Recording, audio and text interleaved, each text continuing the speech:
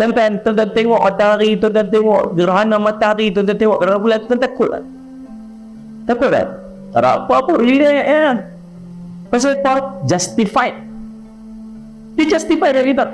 Kita tahu ni tak ada apa kita mengaji kat sekolah tu. Ini tar matahari dengan bulan, libur cahaya dan apa semua. Ini dah biasa ni fenomena Allah SWT. Waktu berlaku gerhana pada zaman Nabi, puncak muka Nabi SAW. Pergi semayang kentak.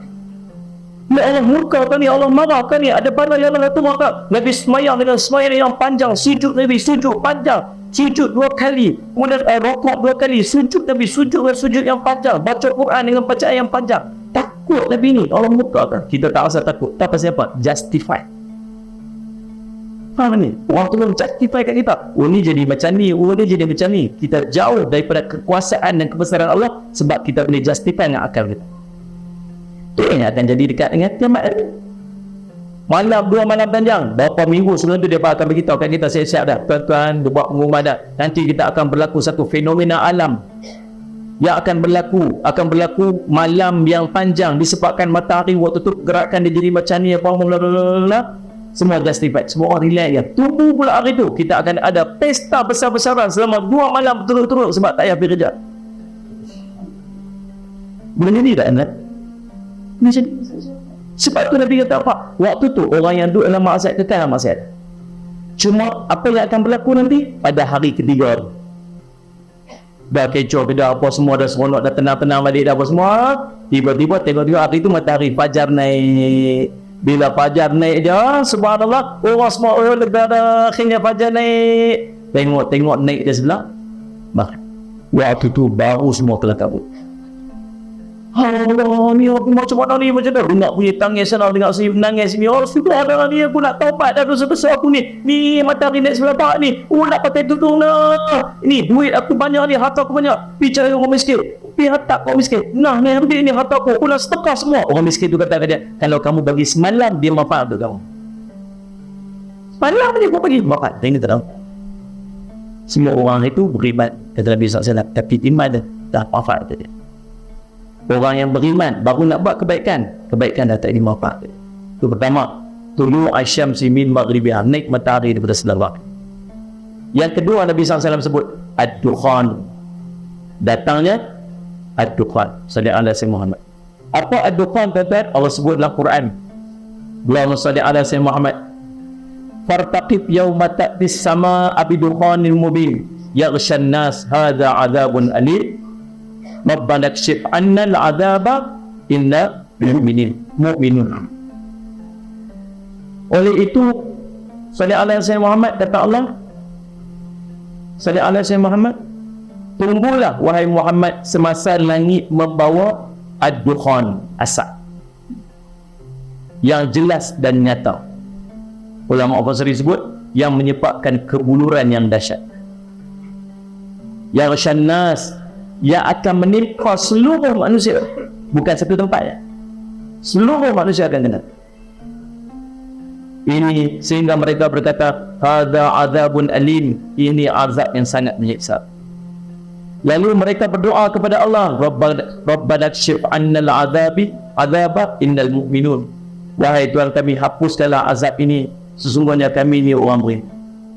Tunggulah pada hari ketika langit membawa ad-dukhan. Maksud kata apa? Dia buat pakar-pakar duk kira, kalau daripada apa yang Allah sebut ad-dukhan ni dia main pada langit, boleh jadi satu meteor akan datang dan menghentak bumi, menyebabkan berlakunya ad-dukhan. Kita yang asap duk ada ni tuan-tuan, berlaku kebakaran dekat sana pun lemah. Tuan-tuan tahu tak kita perlukan kepada cahaya matahari?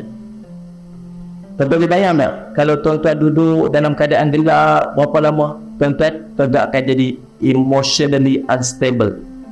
Tu buat kita jadi tak stable. Emosi kita tak stable. Tuan ni tak akan jadi pemarah, tak akan jadi stres, tak akan jadi sakit. Tuan-tuan bayang tak kalau satu keadaan yang mana waktu tu kabus, dia akan menutup dunia ni dalam keadaan kita tak mampu untuk melihat cahaya matahari yang sekian lama, duduk dalam keadaan azab. Allah SWT nama dia ad-dukhan. Buat amal cepat-cepat sebelum mai benar. Baru ni saya terbaca satu artikel disebut tentang satu asteroid yang besar akan melintasi bumi. Dia tak hantam bumi, dia cuma lalu di tepi dia. Subhanallah. Dengan ada beberapa persen alignment dia sikit ya tuan, dia pergi masuk situ. Setiap hari ada saja hidup hantar bumi sebenarnya, tapi kita terselamat dengan kita punya atmosfer lapor wow, kita pandai sangat tuan-tuan. Kita masih diselamat kalau dia Allah, tapi tak mustahil sampai satu waktu nanti dia akan berlaku benda yang macam Allah sebut dalam Quran. Jadi apa yang dimaksud dengan ad-dukhan ni adalah satu keadaan yang telah menimpa kaum Quraisy dulu, sallallahu alaihi wasallam, yang berupa kesempitan hidup dan kelaparan yang terjadi ketika Nabi SAW mendoakan keburukan untuk mereka. Pasal apa ulama sebut ni? Sebab Abdullah Mas'ud pernah sebut benda ni. Bila orang cerita, seorang tanya kepada seorang lelaki tentang ad-dukhan, dia ceritalah ad-dukhan ni akan main nanti dekat dengan kiamat, mengambil pendengaran, mengambil penglihatan. Orang-orang munafik lalu masuk kata apa? Marah dia.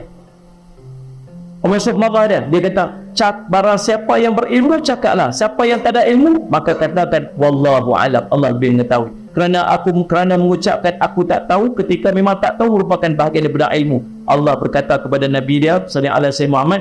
Lalu tuan-tuan sallallahu alaihi wasallam dia cerita tentang apa yang berlaku kepada kaum Quraisy pada ketika tersebut berkat daripada doa Nabi SAW yang mendoakan keburukan kepada orang Quraisy berupa kebuluran waktu itu. Dia kaitkan kisah doa itu dengan yang tu. Maka ulama-ulama menetapkan bahawa salah satu daripada pendapat ulama tentang dukhan ini ialah apa yang telah berlaku kepada kaum Quraisy satu ketika dulu. Bila aku keluar, aku akan menjelajah 40 hari. Aku akan pergi semua tempat kecuali dua tempat. Makkah dengan Taibah. Nabi pegang tongkat dan dia berkata, hadhihi Taibah. Ni Taibah ni, Taibah Makkah. Madinah Nabi tak ada masuk. Dajjal tak ada masuk. Tuan-tuan bisa disemat, Dajjal dia akan keluar. Dan waktu jumpa tu tak berubah muka dia macam yang kita duk dengar Dajjal.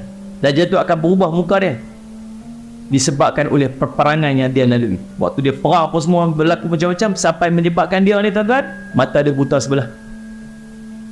Jadi tuan-tuan akan berjumpa nanti, na'udzubillah min dzalik. Kalau berjumpa Dajjal ni, tuan-tuan confirm tuan-tuan kenal dia. Ni kalau tengah-tengah duk kuliah ni, tuan-tuan masuk seorang lelaki, mata sepek sebelah. Ni mata sebelah dia macam anggur kering. Tulis kat dahi dia kafara. Rambut dia kerinting tebal. Pakai jubah. Jalan dia bengkok, kaki dia macam bengkok sikit. Salat. Nampak dia cacat dia tu. Tentang Salat Muhammad. Dikelilingi oleh beribu-ribu daripada pengikut-pengikut dia ikut sekali ni. Masuk dalam majlis kita ni, ikut pintu tu. Tak ada. Tuan-tuan boleh tengok. Tu dalam Salat Muhammad. Tuan-tuan agak tentang kenal tak tu Dajjal? Kenal tak? Kenal tak? Kenal. Tuan-tuan ikut dia tak? Muslimat ikut tak? Sekarang ni buat macam ni lah. Waktu tu ramai orang ikut. Ramai ikut dia. Tahu sebab apa? Sebab waktu tu kita berada dalam kelaparan yang teramat. Lapar sangat. Sequel sebelum jadi dia 3 tahun kering kemarau. Tahun pertama bukan langsung tak hujan tak turun, turun sikit. 1/3 hujan. Tuan-tuan, kita pula ni pakai hidroelektrik, enggak kita ada. Nah, kalau hujan tak ada, Sallallahu Alaihi Muhammad, empangan jadi kering, kita ada masalah elektrik. Boleh dia? Hari ni kita buat, semalam dia buat sunat istisqa. Tahu sunat istisqa? Bukan cari calon tu, istiqarah. Ada seorang itu dia tulis kat Facebook dia, alhamdulillah kami bersama-sama dengan rakyat hari ini bersama-sama melakukan sunat istikharah untuk mohon hujan. Dia komen kat bawah tu nak cari bini bang. Beristisqa kat mana? Tasik Pedu. Sebab Tasik Pedu dah kering dan saya semat sumber air kepada kawasan sekitar pedai. Saya semat bila kering apa jadi? Kita duduk dalam susah, elektrik tak ada, makan tak ada. Kita biasa duduk mewah kan. Rumah tak ada listrik, rumah aircon rosak pun tak boleh duduk dah. Kita ni pergi kerja tengok mata merah siapa ni, aircon rosak, tak boleh tidur. Tak boleh bayang tak, waktu Dajjal nak muncul, kita tak ada apa, kita duduk dalam keadaan sangat susah. Dia mai lagi, dia akan offer balik benda yang kita pernah dapat sebelum.